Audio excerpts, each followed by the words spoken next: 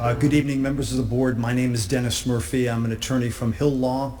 I do pretty much 40B. I'm an environmental attorney, and the first thing is I think the applicant team should be commended for proposing something that they intend to be environmentally friendly. But I have some legal comments on behalf of the Peters Pond Group that are more broad picture. The first thing is that because of the differences between the project eligibility letter and the application, I don't think you're able to hear this in its current. You have a PE letter, which, by the way, PE is project eligibility / site approval. Only 2 of the 7 sites have actually been reviewed and approved by the state. And I don't think it's properly in front of you. As Chris just mentioned, there's a section of the project that's 7¼ acres where the housing is. That has gone through and been vetted by the state. But the rest of the project, which we have learned in the last couple of hours is kind of an integral part of it, has not. The second point I wanted to make is that we've heard many things this evening that suggest to me this is a development of regional impact.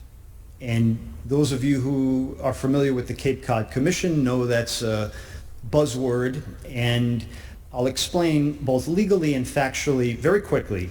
So first of all, there's case law on this from 20 years ago, the Marvo case out of Oak Bluffs. So it was the MVC, not the CCC. And just to tell you the story in a nutshell, they went through an entire 40B hearing process. Permits got issued, permits got appealed, and eventually a judge decided it was all for nothing because you had to go to the MVC first.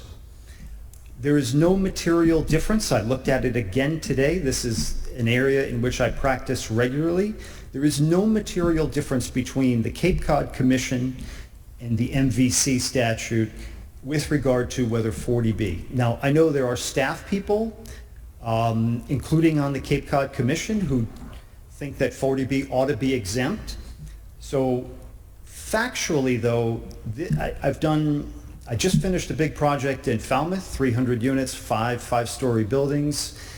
And I have other projects on the Cape.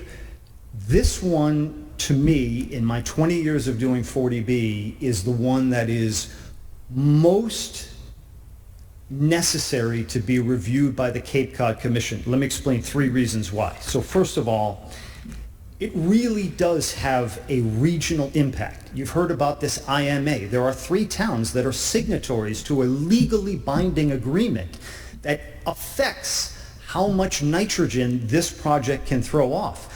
Now, I sat on my zoning board for almost 10 years with your MHP consultant, Ms. Barrett, and I know how to stay in my lane. I know what you all do. This is beyond your jurisdiction, the interpretation or the enforcement of the IMA. The second thing I wanted to bring up is that IMA is based on science done by the Cape Cod Commission. The Commission itself did the Section 208, Clean Water Act Section 208 plan that was approved by EPA. Excuse me, Mr. Murphy, just so you're aware, Cape Cod Commission is reviewing this project for us. Okay, Mr. Chair, I appreciate you telling me that. I didn't realize that. In my experience, it usually has to have a DRI before it can apply for a 40B, just like it would have to have a PEL for all the parcels before it could. In my experience in Falmouth and some other cases, the Cape Cod Commission does offer informal comments or comments from its planner, but it's a different thing. What I'm arguing, the DRI is actually a public hearing at the commission that is a precursor to the application for a 40B. So thank you for cutting me off, but I think we're talking about 2 different things. You heard the applicant mention twice the Cape Cod Commission's plans about housing as well as climate. I understand you could read those, but who better than the commission itself to review an application and compare it to its own plans? The other reason that this is a regional impact is that it's not a straight housing. As I sit here right now, I want to help these guys because they're doing what developers should be doing. They're thinking about carbon neutrality. They're thinking about how to make things net zero in terms of nitrogen and phosphorus. Part of our legal and regulatory infrastructure hasn't caught up with that. And I don't think the zoning board, for example, can actually issue waivers for a solar field under Chapter 40B. Now, I don't think there's any precedent for that. I was involved, I am involved in some of the biggest solar cases as well that your town council is familiar with. And I'm not aware of any instance where a Chapter 40B permit has issued waivers in connection with solar field. And remember, this is ground scale commercial solar. This is not rooftop or even parking lot top. The last point I wanted to make, and this gets back to my sort of environmental background. I see a segmentation problem with the project. Segmentation is a rule in any kind of environmental permitting that you can't show me part of your project and not tell me what you're going to do on the rest of the land. This land is all owned and controlled by the same people under different legal entities, but it is effectively contiguous and under common ownership. And I even thought I heard that the current permit application would have a flow of 20,000 gallons per day, but the full site, they're expecting 40,000 gallons per day. And somewhere in the application it says 100,000 gallons. Those are all, and also the parking numbers were off. Those are all segmentation issues that if there are other development plans that are going to be on contiguous land under common ownership, somebody, maybe you, maybe the Cape Cod Commission, maybe Mass Housing, somebody has to look at that holistically to evaluate the carrying capacity of the land in terms of wastewater and all the other infrastructure needs.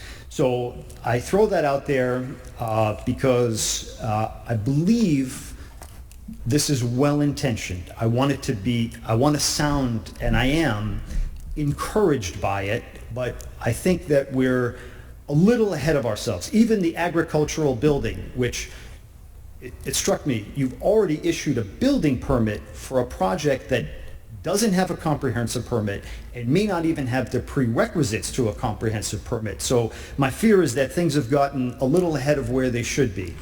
I appreciate you hearing me out, and thanks very much. Thank you.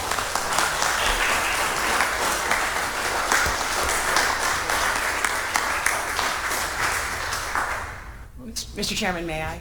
Judy, yes, please. Amy Kwesell, Town Council. Just to address Attorney Murphy's comments, I agree with most of what he said. I think that the PEL does not match the project that was described.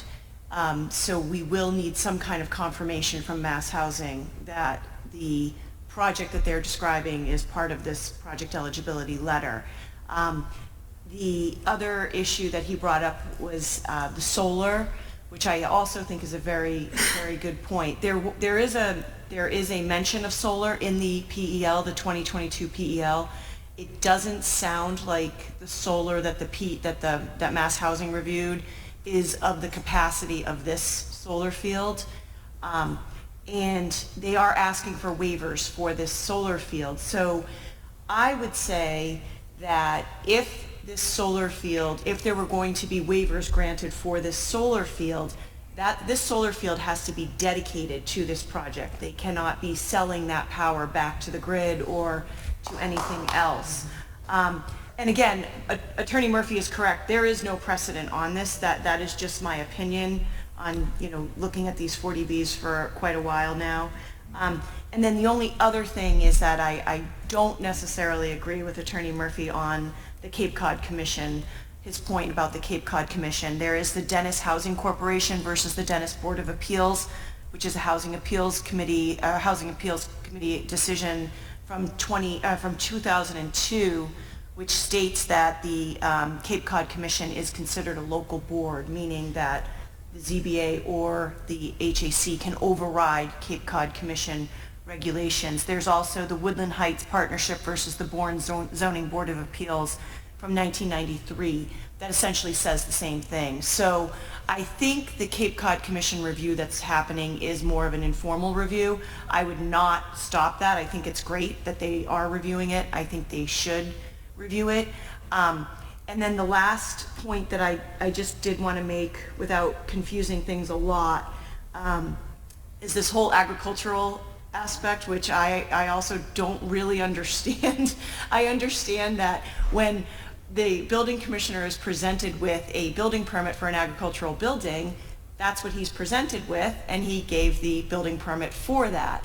Now that we've added more uses or possibly changing uses, I agree with the building commissioner that things may change. That building, just the grant of that building permit doesn't mean go ahead and do whatever you want. Under 40A Section 3, under the agricultural exemption, agriculture has to be the primary purpose. Clearly, by adding all of these other uses, I'm not sure it's still the primary purpose of the property. And then that just segues into my last concern here, which, Mr. Chairman, you are correct. This is a process. This isn't an event. We will be discussing things further, but we really need to nail down what is the property here. It's we're seeing a lot, but then we're only really seeing these two portions of the property. And again, if they're all connected, we have a lot of concerns with regard to the solar and the agriculture. And also, we are missing two major portions of a 40B project that's presented to the ZBA. And the first one is a traffic study, and the second one is the wastewater. We really need to know those two things. So we have a long way ahead of us. Thank you very much. Thank you. All right, now it's 8:15. How many more people do you want to speak tonight? Okay. We'll get you three in, and then there's going to be plenty of other opportunities.